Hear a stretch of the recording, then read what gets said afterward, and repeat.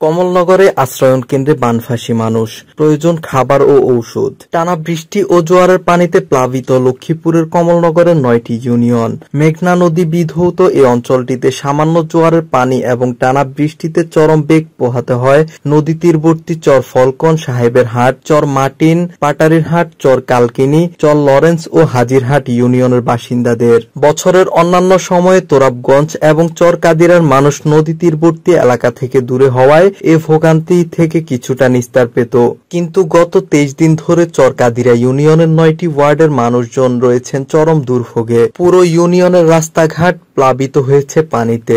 ঘরবাড়িতে পানিবন্দী মানুষেরা জীবন বাঁচাতে ঠাঁই নিয়েছেন নিকটস্থ আশ্রয়ন কেন্দ্র সমূহে। সরেজমিনে ঘুরে দেখা যায় চর কাদিরা ইউনিয়নের পূর্ব চর কাদিরে সরকারি প্রাথমিক বিদ্যালয়ে ১৪টি পরিবার আশ্রয় নিয়েছে। আমরা আশ্রয় কেন্দ্র আসছি, মনে করেন যে পশু থেকে আইসক্রিম দিন, আমিও কিছু শুকনো খাওয়ার দরকার আর বা খাওয়ার দরকার। যদি পারেন আপনারা সহযোগিতা করবেন আমাদের জন্য, আমরা আপনাদের জন্য দোয়া করবো। দাদু কষ্টে আছি, পানি কাজে দিন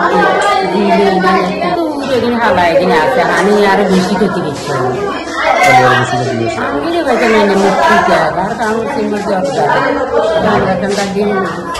ডেস্ক রিপোর্ট, সাজ্জাদুর রহমান।